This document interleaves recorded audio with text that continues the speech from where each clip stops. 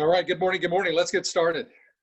Good to have everybody there. So let's introduce our guest this morning. I really am grateful that she's taken the time to be here this morning. We're in California, so we've got an early start here, but very grateful that she is here. So Veronica, can you hear me? Yes, I can. Can you hear me? Yes, I can. Now I can see you. Very cool. Yes. For a minute there, I was talking to a picture of George. Exactly. So good How to are see you? I am fantastic. Yeah, things are great. It's a great morning, beautiful morning. So, well, thank you Yes, for it taking is. the time to be with us today. No, thank you. Thank you for having me. Yeah, you bet. Yeah, I mean, well, look, you've got a phenomenal story, not only in real estate, but outside of real estate. And I think it's important for people to hear that, especially in today's world. So if I can, just very quickly, is it okay if I just share just a couple of stats about you and your personal production? Are you okay with that? Absolutely. Cool. Go ahead. Okay. So I did some checking, and it looks like last year in 2019, you had a gross commission income of really close to $250,000. So just a fantastic year. Is that accurate? Yes, it is. Yes. Yeah, that's cool. That's great. I mean, that is rare, not only in real estate, but quite frankly, in any profession. So it puts you in the top 1% in terms of income, which is fantastic, which is great. Yes, yes. I had a great Yeah. year. And what can I say? You know, this year, our plans, I guess everyone's plans change, but I was actually tracking my numbers last week, and if things go well and everything's moved, there's a lot of movement now. So hopefully, God's willing, we'll be on track to meet our goal this year as well. Very cool. Well, we'll get more into that. So I also saw that you did about a little over $10 million in volume, which is a ton of real estate sold. Yes, yes. Yeah, I did. That's great. Mm-hmm. Fantastic. Okay, so let's start first of all. Now that that we've established some credibility here, that people know that you know what you're talking about in real estate, which you do.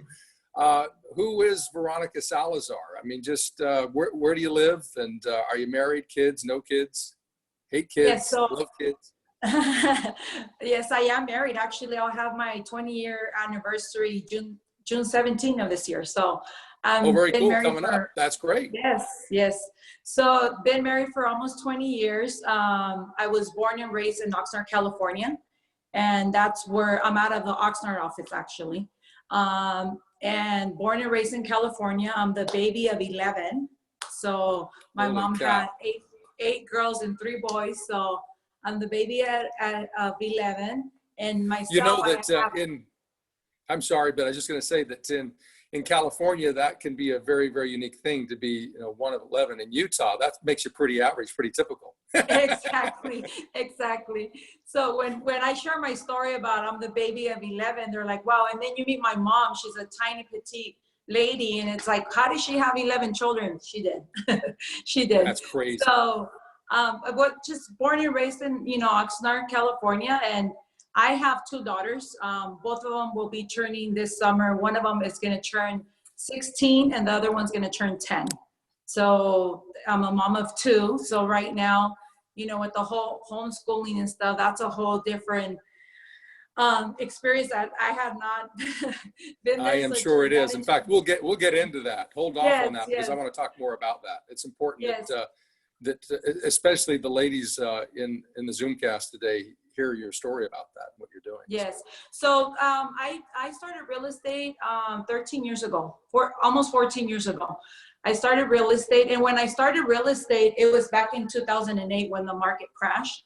And before that, straight out of high school, I got hired through an insurance company, and I was an assistant to an insurance agent that didn't speak Spanish, so she needed a bilingual agent. So hired me into going into sales. So I worked for her. Well, I didn't work for her, but I did insurance for almost 10 years before I started real estate. So worked for them, and she hired me. And then the owner of the insurance company just said, you know, kiddo, you need to, I started at 18. So he's like, you need to go get your license. I need you to be my bilingual agent. And I said, okay. He paid for my schooling. I said, fine. And well, so pause for just a second here. So you're brand new out of high school, 18 years old, and you decide to get into sales. Yes. Yes, I did. That's So great. I decided because, you know, I got hired by that agent, but then as the owner of the company saw, I guess, I don't know, my response, I was very responsible at 18 and I knew what I wanted and I was working for it. So while going to college and I got my license, so I became a full-time agent I used to work for, it was a broker, Southern Insurance. So I worked for him for almost 10 years before I got my real estate license. And you know, when I had my daughter, I said, you know, I want to do something where I can have more time to myself, not a 9-to-5 job. So I said, and my husband was also in the business. So he was already pushing me like for the last year to say, he would tell me like, you need to get your license. You need to get your real estate license. So I was like, okay, you know, I was a new mom. My plan was to be a stay-home mom. And that didn't work out because I've been working since I was 12. You know, my mom would drop us off at the Swami and I was used to working. I'm used to talking to people. I'm used to being just active. So when I was stuck in four walls with my daughter, I got depressed. Like I got really depressed. And I remember one day my husband walked in and he's like, you know, what's wrong? And I said, I don't like being here. Like I need to go to work. I need to talk to people. This is not me. And he's like, well, honey, go to work. I'm not telling you to stay home. You're the one that said, you know, you wanted to be a stay-home mom. So I was like, okay. Right.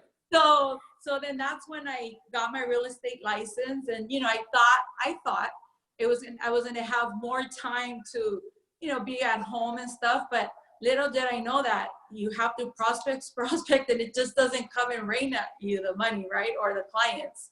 So that's when I started real estate. My daughter was 1 and now she'll be 16. So actually I've been in almost 15 years in real estate. That's great. Fantastic. So let's talk a bit about your career up to this point. Last year you had a phenomenal year. Was that your best year or have you had better years? And just to talk a little bit about that so we have some perspective as to where you are today versus the past. You know, I've been with Century 21. From my 14 years that I've been a realtor, I've been with Century 21 for maybe 13 years. And in between so you have that, gold you know, in your veins. Yes, I do. So with it, and you know, I was sort of, when I did the summit, because I had the privilege to do this, you know, speak at the summit last year here in California. Right. And you don't realize like your goals, not your goals, your accomplishments and stuff. So as I'm going through like my awards and stuff, you know, God, out of the 14 years, I could say 10 out of those 14s I've hit top agent, you know? So, and I was telling my husband, I think 2 of those years is when Samantha was born and I was sort of just out of the business. Well, so Veronica, I'm sorry to interrupt you, but pause there for a second. So 10 out of those 14 years you've hit top agent. Yes. The most interesting thing is there is that consistency. And so the people who are listening want to know how you're doing that. So pause for a second and just talk about that. How are you producing so consistently, especially, and you think about it, because you got into the business during the worst time since the Great Depression. I mean, as difficult as we think things are right now, those who were not in the business during that Great Recession don't really have perspective, because things were very, very difficult back then, because that was an economic downturn that was created caused by real estate and mortgages, right? So by our industry. So much different. Yes. So how are you doing that? How are you sustaining such production at high levels for that period of time? What's the story? You know, I'll tell you, my best real estate year was obviously when you first get in the business, you always have a phenomenal year, right? But it was in the meltdown in 2009 when I had my best year. I think that year I ended up selling like 12, 15 homes maybe. And I had my best year. Even till now, I think I haven't beat that income amount. So I checked, you closed on 16 units last year. Yes. But back then, I mean, this was when the market crashed. So obviously our commissions were a lot higher. But Yes. what I made that year, it was just, and I remember being brand new in the business, and agents were in the office. They would be like, what are you doing? Like, you know, they were getting depressed. They were losing properties. They weren't selling. And I said, you know, I'm just talking to people, helping people, whether people needed to short sell or buy, or, I mean, whatever the scenario was.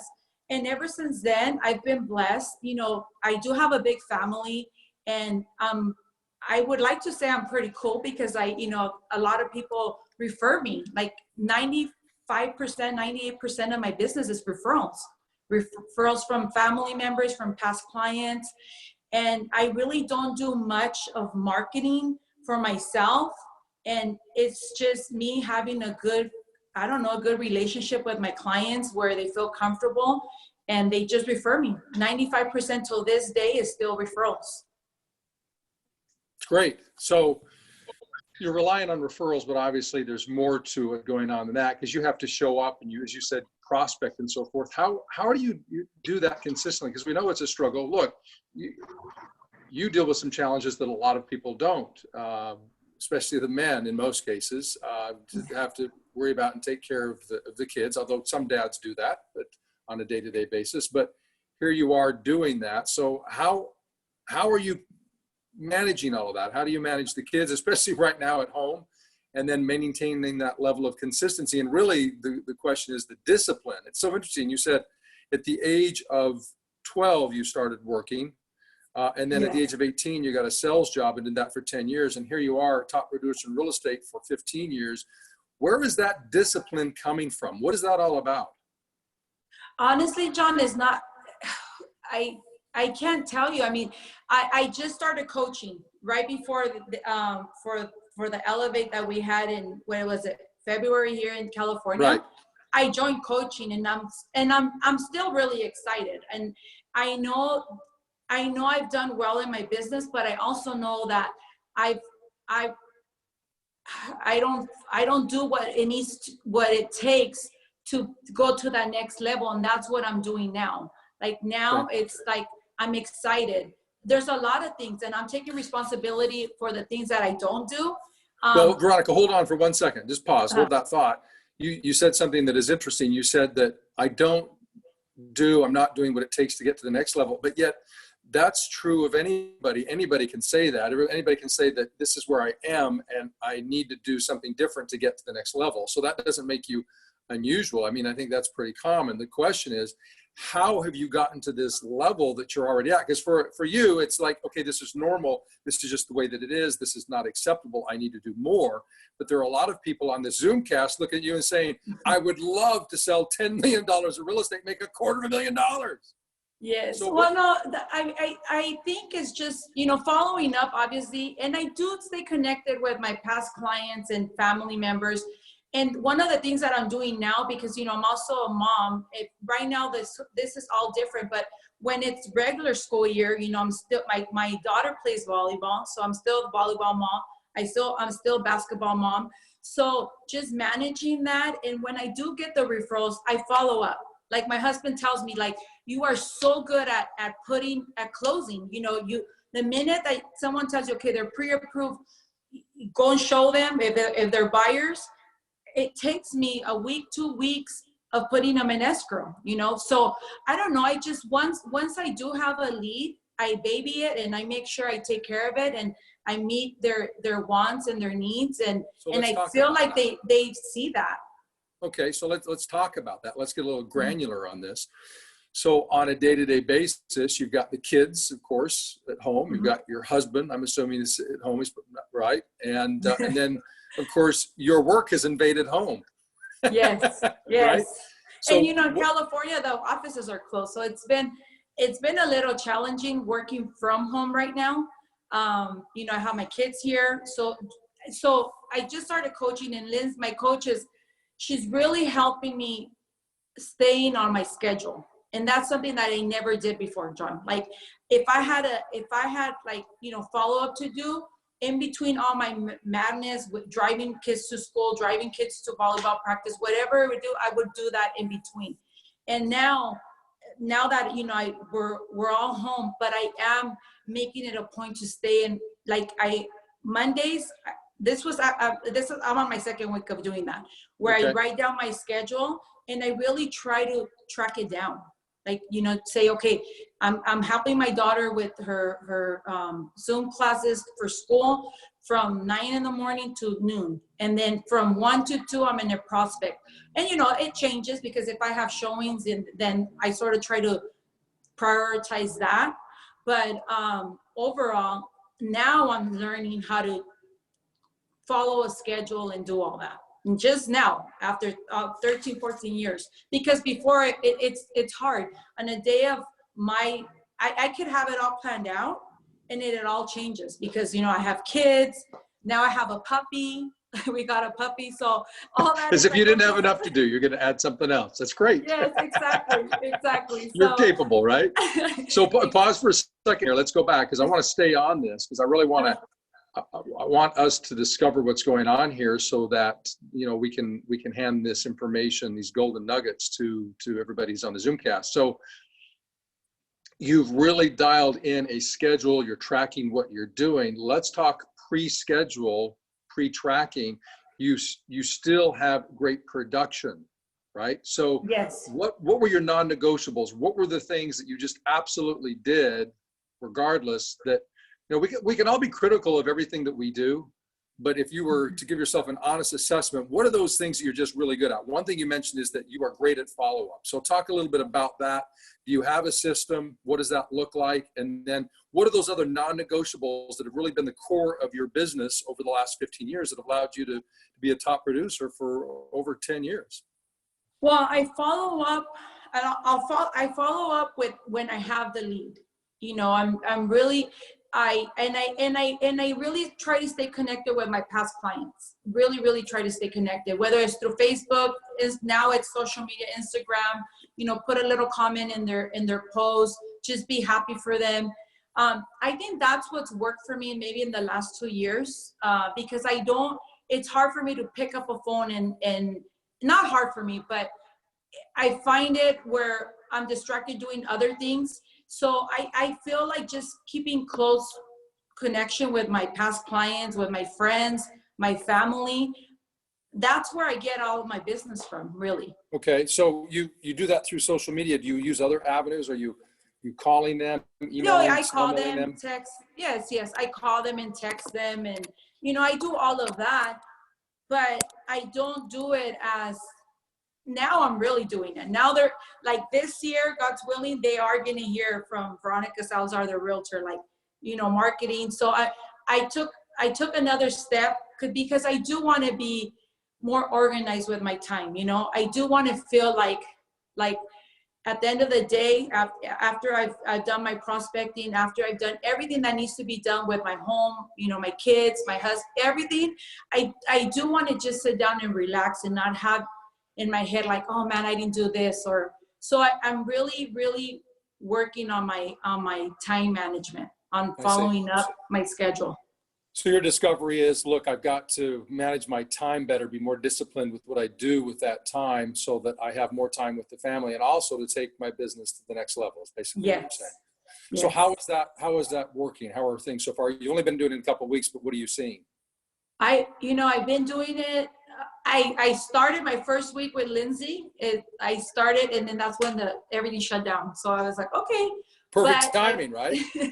Yeah, Perfect so I'm timing. like, okay, I was all excited, pumped up, now what? And everything that I had in the pipeline sort of froze. Everything. Right. I was able to close what I had in escrow and stuff, but, I had 2 new listings coming up. I had buyers, and everyone's like, whoa, like, let's just wait to see what's going on and see what's going to happen. No one knows still, right? But so it sort of just froze. So I was like, okay, but I did actually got a new system to organize my CRM. So I did other stuff behind the scenes. That's actually. What CRM do you use? I actually went with Real Geeks. Okay. Mm-hmm. And again, all my past clients were written down in a notebook. I didn't have a CRM, so I'm getting organized to make my business easier. So I feel excited. Like this last month, I feel like I have accomplished so much, and I feel good at the end of the day, because I know I make the phone calls. I know, I just closed an escrow last week, so I'm calling. That's on my today do list. Just calling just souls around there. Now that we can door knock, so that was another challenge that I was going to take this year, was door knocking, but I guess we can door knock right now. So I'm going to try the phone call, and I've never done that. So that's going to be all new for me, but I'm excited. I'm excited about the coaching. I'm excited for what I'm getting prepared to take my business to the next level. And like I tell my husband, I said, I do well, but I know there's so much more I can do. I know there is. So I'm excited for that. That's cool. That's great. Well, thank you for sharing that. So you obviously have a great deal of energy. I mean, you've got the business that's at home now, the husband who's home, the kids, then you add a puppy to the mix. Yes. So you got a lot of energy and a lot of discipline. I mean, you've been producing at a very high level for a long time. Where is that coming from? What's feeding you to perform at that level and to take on more and to want to do more? I just, now my kids are a little older, so I mean, they still need me. It's my little one's only 10, but I feel like I can manage it more. So just, I feel like I'm leaving a lot of business behind that I could be attracting, like, marketing. I'm going to try that, Phil, because that's where we head. That's where we're heading towards, the marketing, Facebook ads and all that I hear everyone's getting leads from. So I'm like, okay, you know what? Why can't I want to try that? I want to see if I do well in that, in that business, because following up and with my past clients and referrals has been a blessing for me, but I now want to grow more. Like I want to be like, okay, what's next for Veronica Salazar? What's, so that's where so that's the question. So pause there for a second. Mm-hmm. You say, so what's next for Veronica Salazar? So what is that innate desire that you have there? What's going on that's caused you to desire more? What's the end game for you? What are you trying to create, and why are you trying to create that? What's the payoff for you? Well, I mean, my payoff is obviously, I love vacationing.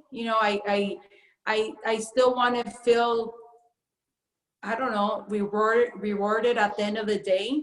And I, spend time with my family. And that's my reward. It's okay to say, Veronica, it's okay to make a ton of money. It's okay to say, I want to make a ton of money. I want to make a ton of money. It's okay to say, I want to make a ton of money. And I do want to make a ton of money, but why I want to make that is, I want to take those vacations with my family. I want to live in that home that, that I've dreamed of my whole life. So, and I know all that takes work, hard working.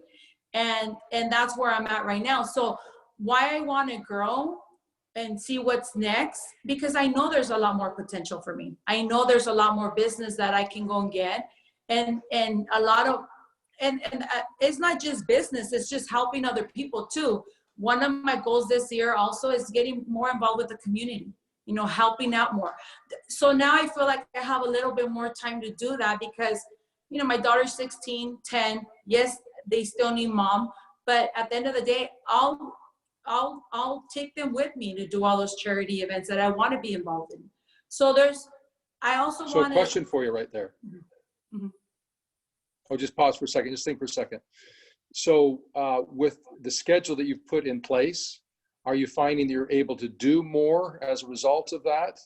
Are you finding that you have more time to spend with the family, or what's been the impact of putting in place a written schedule and tracking exactly what you're doing? Oh yeah, definitely more time with my family. Normally it all depends. Yesterday, I think you and I spoke and it was 6:30 and I was just driving home from showings. So every day changes for me, but at the end of the day, when I got home, cooked dinner, we all sat down, and those are little things that I am enjoying right now because we're always on the go. If my daughter doesn't have volleyball practice, my other daughter has basketball practice, I have late showings. So all of that, I guess that's like my why and why I'm excited. And all my scheduling, yes, I have a lot more time that I know I have it. Because before, when I wasn't managing my schedule, in back of my head is like, what did I do? So you're always thinking, did I call everyone that I was supposed to call? Did I follow up? So now everything's written down, and I know, okay, you know what? It's time to close the books, put my phone on the side, and then I actually enjoy my family. So It's so that has interesting helped me a lot. Thank you for saying that. It's so interesting, because the next thing I was going to ask you about is actually mindset and how you maintain it's obvious that you maintain a positive mindset and a great attitude. So how do you do that? And having said that, asking that question, it's interesting that you just said that by following a schedule and really being disciplined at tracking what I'm doing, that it allows you to relax more and to really be present with your family. And I'm assuming that because you're able to spend more time with your family and be present with them, that when you're back working, it allows you to be more focused on that and not feel guilty that you haven't been spending time with your kids or family as you'd like to do. Right. Yeah. Absolutely. So to talk about mindset, how are you maintaining a positive mindset? What do you do consistently? What does that look like? Well, it's really easy just energy wise, it's really easy that one day you feel really productive, another day you're like, I'm not being productive, I'm not doing anything. So just mindset, I do try every morning to wake up. And ever since we did the Elevate, I do, not every day, but maybe 4 days out of the week, I do like just get up, go in my closet and just meditate, just breathe, do some breathing exercises. And I listen to a lot of, positive audio. Like, I love Ed Milet. Right now he's like on my top 2 that I listen to, and I just turn on some, audio from him and go on YouTube and watch a video, and just, it gets me pumped up. So every morning when I'm getting ready, putting my makeup, before I used to listen to music. Now it's something that's gonna feed my mind positive. I love it. So, are you using an app or something for the meditation? What are you doing to meditate? No, just from the exercises we did with Lindsay and the breathing George, exercise. Just the breathing. I mean, I don't really do a lot, which I want to learn how to use an app and do a little bit more, maybe in the afternoons after my day. But for now, I am doing a little bit of that. But just listening to positive audio and feeding my mind and just trying to stay positive. And honestly, just having goals. Like I've always, if I vision something, I go for it. And whether it happens or not, but at least I tried. Not be like, oh, maybe one day. No, work hard. And I always been like that since I was 12, working in the swap meet. Well, and to that point, working at the swap meet. So to that point, you just recently, was it just this last year, you moved into something. Tell us a little bit about that. So we just bought a home back in June. It's going to be a year already. So Tell we that bought story. A home. They want to hear this story. It's a great story. Well, no, that home that I talked about in Elevate, that one was my first home I purchased. So when I was 15, I used to work I'll tell the story. Yeah, please do. People that did it. But when I was 15, I worked at a restaurant. It was a Mexican taco restaurant. So I was 15, and right across the street in Oxnard, California, there's this community called Strawberry Fields and Summer Fields. Beautiful. I'm talking back in the 90s, that was like living in Beverly Hills for Oxnard. It was a beautiful homes, brand new. So the owner of that restaurant used to live there. So sometimes he couldn't come and get the deposit because they had little ones, and it was literally right across the street. So when I would close the restaurant, sometimes he would tell me, hey, would you mind on your way home just stopping by and dropping off the deposit? And I would love when he would say that, because I used to love those homes, like love. So every time I would go and drop off the deposit, and he would just turn on the light. I would never come inside the house, but they had, it's that model that has the beautiful staircase with the beautiful chandelier hanging. And I would just stand there. I would just stand there, and just seeing that would like get me excited. So when I got married in June 17 of 2000, my husband and I, you know, we had good jobs. We made good money. Within 6 months, we bought our first home, which was there. And when they handed my keys to my brand new home, it was there in that community. You were in the Beverly Hills of Oxnard. Yes, I was. Good for you. Yes, I was. But so that ever since I was young, it's like I've always had like a vision. Now we just bought a home 7 months ago. Oh, it's going to be a year, but we moved in 7 months ago. We live in Spanish Hills in Camarillo. That was one of my dreams also. That was Beautiful one of like, community. you know what, one day. And a year ago, June 11th, it's going to be that we purchased our home here, and we're happy. And these are our whys. Like like my husband and I always have goals. Like, you know, now what? Like, okay, now we have rental properties. We have this. We've done well. So why not do coaching? Why not learn what else, you know, go to the next level? What else I can do? Why not? Well, and to wrap up this point that, you know, what do you do in terms of maintaining a great mindset?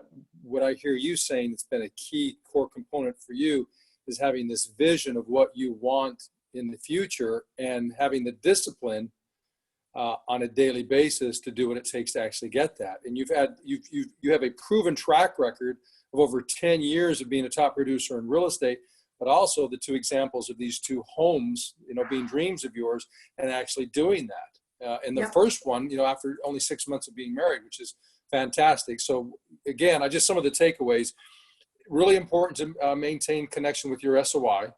Yes. You also said that right now you've been following the schedule even before the previous 2 weeks, but you're really dialing it in now and tracking what you're doing to a much higher degree than you ever have before. And then the other thing that I wrote down is that you are an animal on following up. Right? Well, following up with my leads that I have pre-qualified. Yeah. Okay. Once my lender tells me, you know what, they're ready to go, I'm on it. Following up with them, and I believe that's and not only that, not just putting them in their home, but also building a relationship. You know, God, 8 out of 10 of my clients, we become friends. You know, I go to their kids' birthday parties, they come to my house. It's just building a relationship, talking. And you know, just this week, I received 2 referrals from past clients that now I'm going to start showing hopefully by the end of the week. And just, you know, just from being connected with them. And I feel that my clients trust me. And I truly, when I'm showing property, I truly tell them, like, don't settle, because, you know, when you're, especially, I was showing property yesterday to young couple. Young couple. She just graduated from nursing school, and she's all nervous. And I said, you know, there's not a lot of inventory over here, by the way. So right now there wasn't much to show them, but you know, just building the connection with them. So, you know what, your home will come. That's my number one thing with my clients when they get like antsy or frustrated because nothing comes up on the market, or there's multiple offers. And I said, you know, in 13 years that I've been in the business, I'm a true believer that your home will come. If you didn't get this one, there's a reason why. So, and it always, 98% of the time, it ends up being like that. So I build a really good friendship with my clients.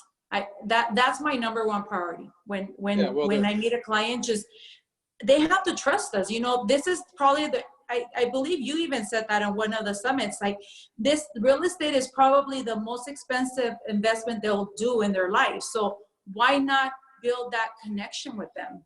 Yeah, it's absolutely critical. And it's obvious that you do a great job of that. We're about out of time. There are a couple of things that quickly I want to ask you as it relates to working with your sphere, because that's been the core of your business since you've been in.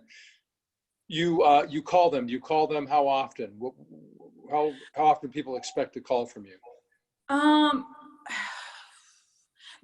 have like George says, I have my top 50 maybe, you know, that I'm constantly with, like, talking to them constantly, whether it's through Facebook, calling, or I see them. I do have like my top clients that refer me, and that we become really good friends. And my other ones, it, you know, maybe every 2 months, 3 months, Okay. they probably hear from me more, because a lot of them I try now for them to follow me on social media. So if I see that they post something, immediately I'll, you know, I'll make a comment. That's So great. I'm in there. They have me in their head, you know, like in their mind, like, okay, So Veronica. do you do client appreciation events? Do anything like that to stay connected I with don't. Okay. I don't.